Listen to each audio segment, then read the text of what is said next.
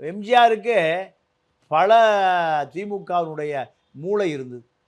RM. Veerappan இருந்தார், SDS இருந்தார், ராஜாராம் இருந்தார், பல பேர் இருந்தாங்க. இந்த 5 ஆண்டு காலத்தில் பல பேர் கருணாநிதிக்கு எதிர்த்து அரசியல் செய்யக்கூடிய அத்தனை கலைகளையும் கற்றுக் கொடுத்தார்கள். ஆனால் விஜய்க்கு ஒரு ஆள் இல்லை. யார் இருக்கான்னா ஜெகதீஷ் பழனிசாமி. அவர் முதல்ல என்னையா வேலை பார்த்துட்டு இருந்தார்னா, ஒரு நிறுவனம், அந்த நிறுவனத்தில் நடிகைகளை திரைப்பட உலகத்துக்கு பதிவு செய்கிற ஒரு நிறுவனத்தினுடைய சிஇஓ.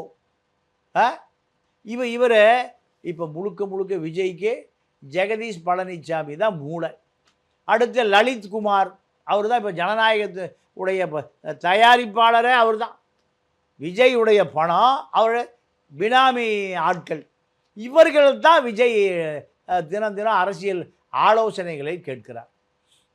இந்த சூழலில் செப்டம்பர் 27 என்பது ஜனநாயகனுடைய படப்பிடிப்பு. அது பொதுக்கூட்டம் அல்ல.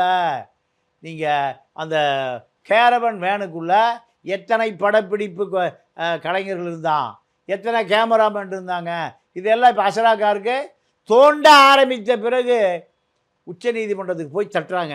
ஐயா, அது அனுமதி கொடுத்துடாதீங்க, அசராக்காருக்குடைய விசாரணைக்கு தடையாணை கொடுங்கன்னு கேட்குறாங்க. அப்போது உள்ள கேமராமேன் இருந்தது, படப்பிடிப்பு குழு இருந்ததெல்லாம் உண்மையாகிறது. அப்போ நீ மக்களுக்கான தலைவன் அல்ல, சினிமாவுக்கான தலைவன்.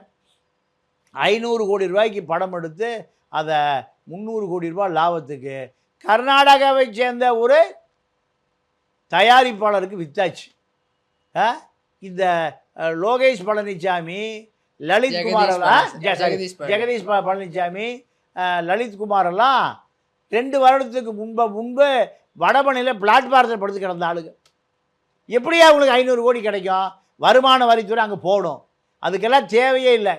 வருமான வரித்துறை போவதற்கு முன்பே ஆதவ் அர்ஜுனா பாஜக அண்ணன் அமித்ஷாவிடம் கொண்டு போய் விஜயை முற்று முழுதாக அங்கே சேர்ப்பித்து விட்டார்.